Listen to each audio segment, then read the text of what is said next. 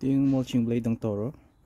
At kita nyo yung bagong matala siya. Really sharp. Ito naman ay yung mapurol niya. You can see very dull siya. Purol. Almost like hindi na siya mabilog na yung dulo niya. Kaya ito na yung gagrind ko. Hindi ideal na mag-grind. Mas mabuti yung mano-manong hasa, pero ngayon ito yung pinaka best option ko for now, dahil wala ako masyadong oras, kaya ito. Pero kung kayo ay homeowner at isang lawn lang ginagawa nyo, then ugaliin nyo na huwag gumamit yan, at yung panghasa na lang, yung mano-mano, mas maganda yan. At may nabibili rin sa mga big box stores na natural na panghasa. I wouldn't recommend that, pero some of them are good. So I guess depende sa mga reviews at pagsasaliksik ninyo.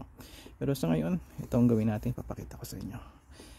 Kailangan mag-ingat kayo nito. I don't wear gloves. Sa iba should wear gloves kahit dito. And ako, bihasa na rin ako pero again, like I said many times sa mga videos ko, do what I say, not what I do. Safety lagi, and wear your glasses too, safety glasses. Okay, here we go. Ito matalas na, ito naman. Tapos itimbangin pa natin to para kailangan even yung pagkakatanggal nyo ng bakal, kasi kung hindi, violently mangangalog o mag-shake, vibration, severe vibration mangyayari sa mower ninyo kasi hindi pantay.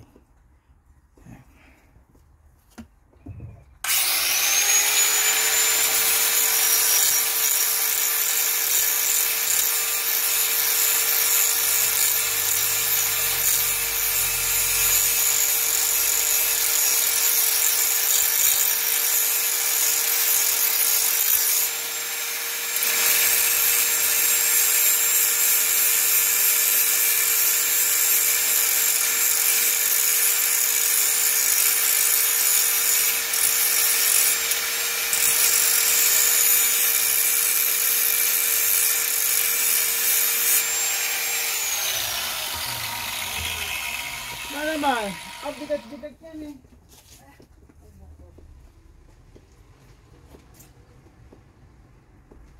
Meron pa akong isang bigas doon. May bigas. Pabayaan nyo na yung bigas, marami tayong bigas.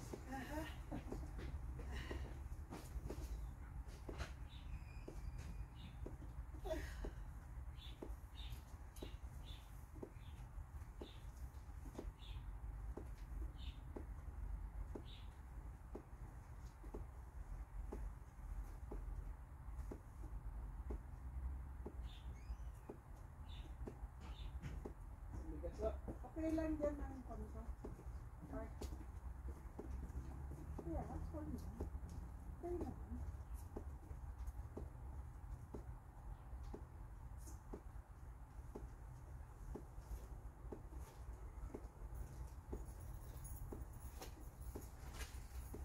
Talaga naman di nila makita yan.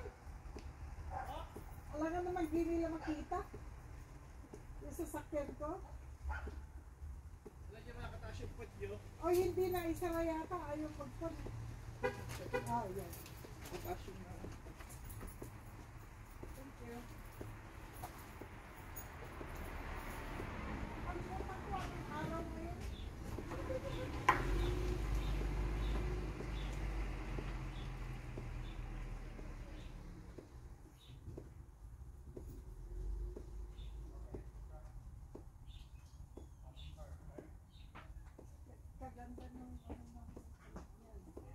Oo nga 600. Alinaraan mo yan. Yung mga ganyang karitela.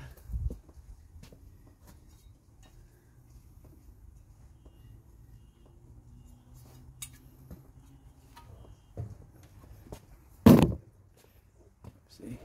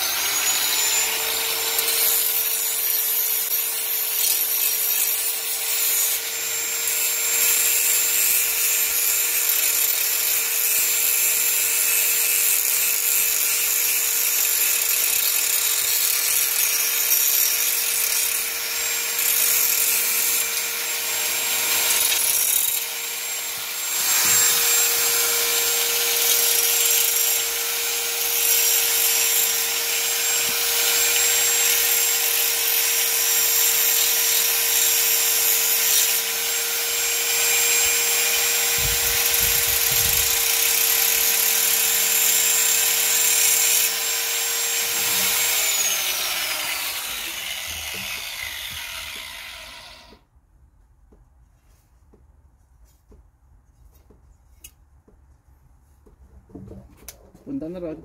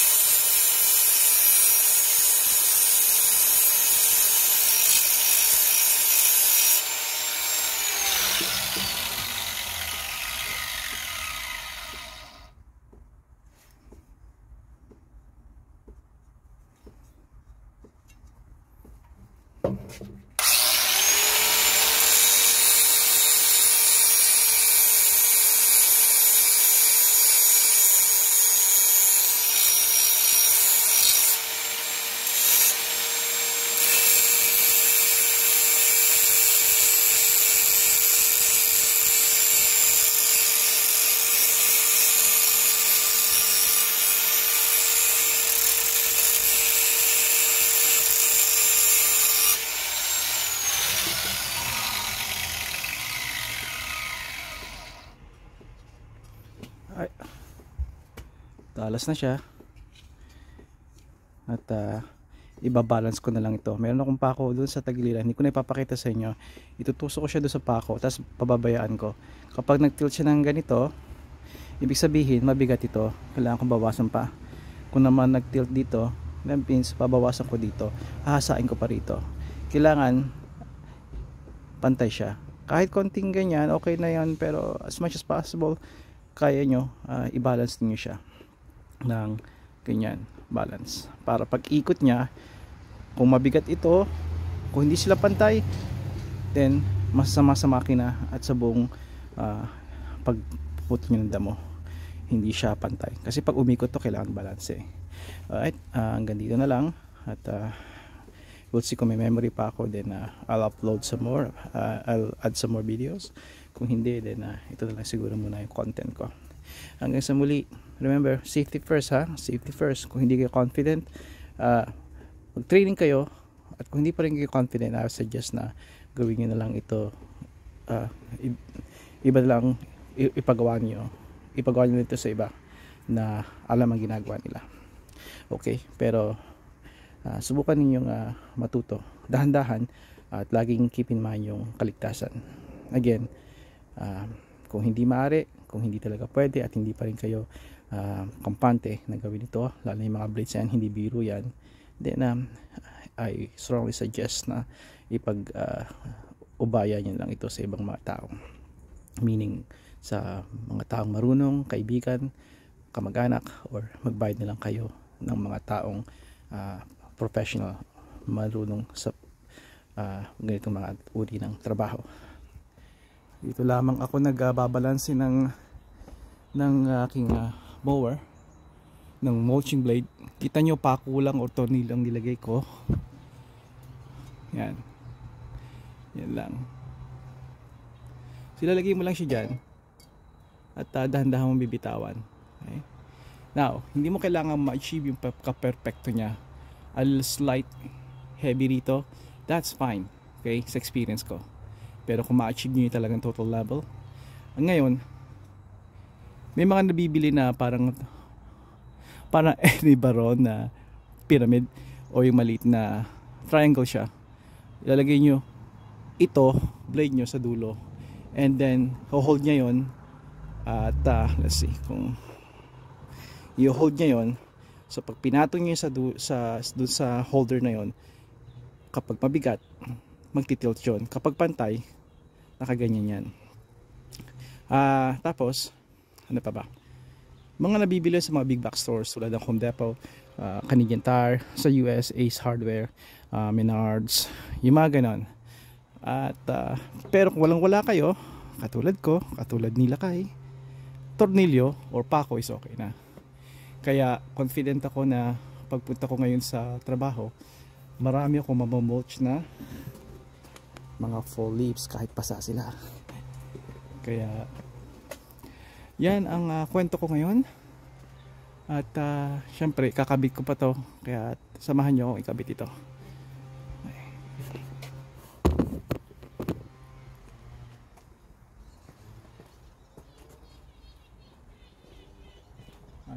Ano bang posisyon natin? I think ilalagay ko kayo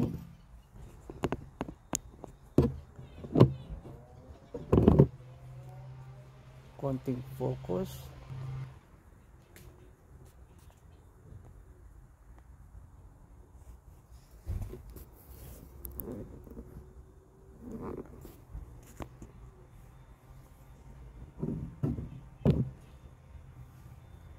Dito lang nyo ako sa mga kapuna-puna sa akin din. Okay na siguro yan. May kalabuan na yung mata ko, kaya hindi ko alam kung tama na yan. Pero ipapakita ko sa inyo kung paano ito ibalik. Maraming mga paraan. Mandadalaya ako ngayon dahil gagamit ako ng power tools. Ang gamit ko noon dito ay liabe, mga wrenches, mga socket, mga ratchet, and hanggang nag-progress ako, hanggang nagkaroon na ako ng I can afford to buy power tools. At nung nakabili ako, syempre ang pinili ko ay yung isa sa pinakang go-to ng mga tradesman, ng mga blue collar job, ng mga entrepreneur guys, ng mga lawn care guys, at iba pang even mga mekaniko, ay ang Milwaukee. Suggestion ko yan sa inyo, mukhahi ko na kung mag-invest kayo, invest sa isa sa mga pinakamagaling, pinakang proven na tools, ang Milwaukee. I have nothing against yung mga cheaper na power tools, pero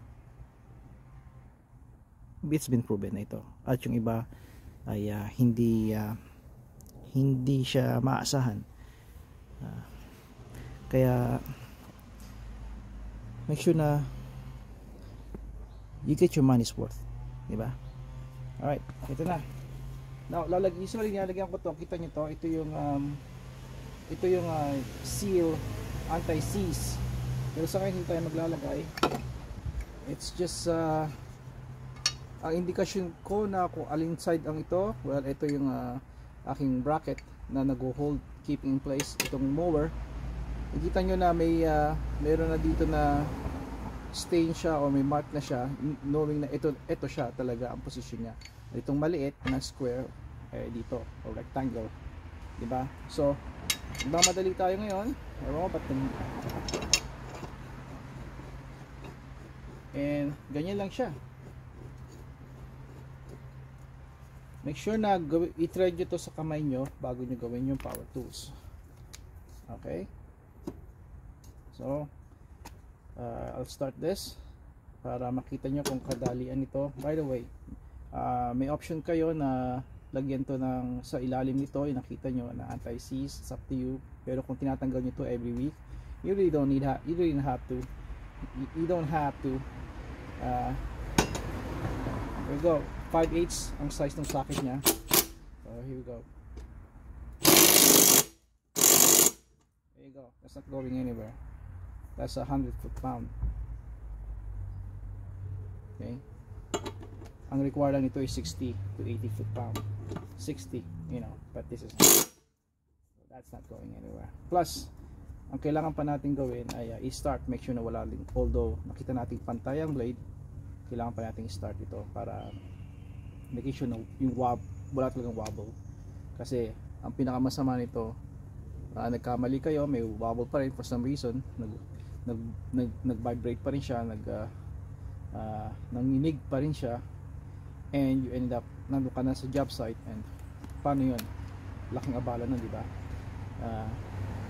Tsaka tanggalin yung spark plug if you're gonna work with this, kasi there's a chance pa rin, possibility na mag-spin to. And sa mga nakita ko at sa experience ko, buti buo pa rin yung mga kamay ko, walang tatalo sa kabilisan ng makina. At yung reaction niyo, talo pa rin kayo ng kahit ang bilis ng reaction niyo, kahit kasing bilis kayo ni Bruce Lee, mas mabilis palagi ang machine. Kaya don't take that chance. Kaya pull the spark plug. Ganun din na yun ang isa sa mga rules na gawin nyo even sa pag nagwo-work kayo ng kotse. Pull the spark plugs. I mean, sa kotse naman, pull the especially electronics, tanggalin yung negative side ng battery terminal. At ito naman, any machine, lawn mowers, snow blowers, just pull the spark plug boot. Okay. Again, Milwaukee, this is a stubby to, at napakaliit, mahusay. I recommend this. It comes with different kinds of battery. It is a 4.0 amp, 4 amp ito, and ito na yung what I can afford right now. Merong I think all the way to I don't know, 6, maybe 7, right? And this is 12 volt. Dalawang klase ang Milwaukee. There's a 12 volt and 18 volt. I chose Milwaukee 12 volt dahil mainly gamit ko ito sa mga machines at sa kotse. Now kapag yung mga malalaki ng mga bolts na pang truck, then you need a big one, the 18, which I think papunta na rin ako doon, pero sa ngayon dahan-dahan. At makita niyo yung collection ko rin someday, because these are not really cheap, pero I think it's a must na pag-ipunan ng mga homeowners na katulad nyo. Okay? Or kahit hindi homeowners, kahit you know, you're renting, you're leasing, or leasing the house, renting an apartment, whatever, at you like fixing cars, mga machines, this is good. Alright? Again, off I go sa kay Jerry again. Muna kay Jerry, and then the rest susunod yung ibang mga kliyente na hindi ko na i-post. Mara yung kay Jerry, hindi ko na i-post, maybe pictures, at ito lang ilagay ko. At ika-isang buwan ko na to na pagbisita sa kanya na tungkol sa fall cleanup. At mukhang next week bibisita uli ako, kaya we'll see. Medyo mabait sa atin ang panahon, magandang weather ngayon, at bukas ulan, at sa Lunes prediction nila, kaya kailangan mangyari ito ngayon, mga properties ma-clear ng damo. Okay, tingnan natin kung magsishake siya. Hindi siya magsishake, alam ko, pero ito yung ating routine, ito yung ating gagawin anyway, para makasigurado na hindi masasayang oras natin, ang araw natin. Alright, let's see. Naka-plug na siya, plug ko na. Konti siyang gasolina. Kinap ko na rin yung oil, so ano, may oil siya. Let's see.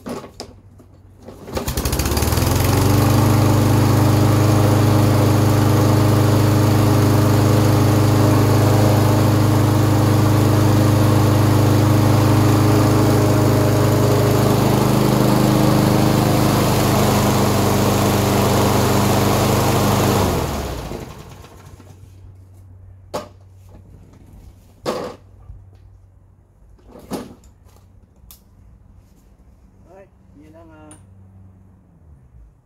hanggang dito na lang, hanggang sa muli.